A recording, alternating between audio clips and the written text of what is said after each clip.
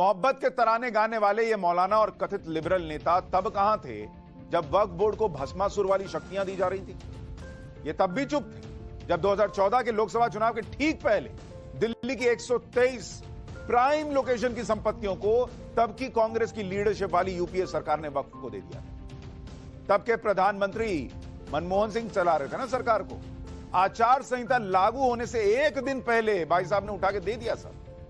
ये वो संपत्तियां थी जो ब्रिटिश शासन से विरासत में मिली थी, तो फिर वक्फ को क्यों दी गई? ये किसी ने नहीं पूछा। वोट बैंक के इस पावर प्ले का अंदाजा लगाइए कि फरवरी 2014 में वक्फ बोर्ड ने इन संपत्तियों पर दावा ठोका और मार्च 2014 में तब की कांग्रेस सरकार ने इसे वक्फ को दे भी दिया। एक महीने के अंदर यह जलवा होता था वोट बैंक। अब यही मनमानी शक्तियां खत्म हो रही हैं तो आग लगी है, बेचैनी हो रही है मौलानाओं के खेमे।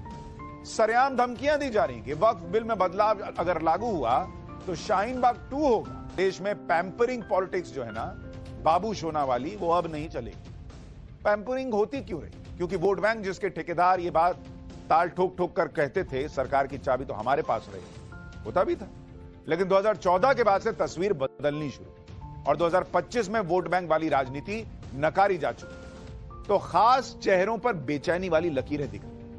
बहुसंख्यक आबादी की आस्था से लेकर सांस्कृतिक पहचान तक को बड़े धीमे या कहे सॉफ्ट तरीके से वामपंथियों और उनके असर में रहने वाली पार्टियों के दौर में कमतर बताने की कोशिश हुई। नतीजा क्या हुआ? हिंदू को सेक्युलर बनाकर उनके मंदिरों की संपत्तियों को कानूनन राज्य के हवाले कर दिया गया।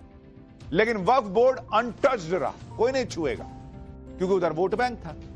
लेकिन बीते कुछ महीनों में एक बात तो बहुसंख्यक आबादी की समझ में आ गई, एक रहोगे तभी सेफ रहो। तो क्या इसी एकजुटता ने पुराने एक तरफा वोट बैंक को एक तरह से पावरलेस कर दिया? हाय तौबा, इसी बात को लेकर मची है कि वक्फ संशोधन बिल पास हुआ तो वक्फ के नाम पर चलने वाला जमीन कब्जाने का धंधा बंद हो जाएगा। उंगली रखकर किसी भी संपत्ति को वक्फ का बता देने का एक तरफा अधिकार चला जाएगा।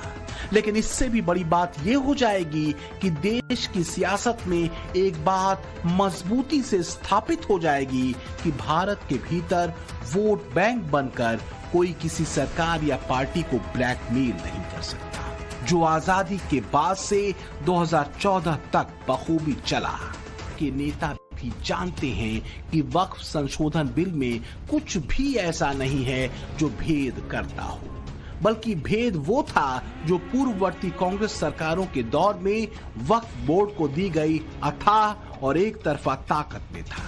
क्या ये हैरान करने वाली बात या दुस्साहस नहीं लगती कि वक्फ बोर्ड देश की अहम संपत्तियों पर अपना दावा पेश कर दे?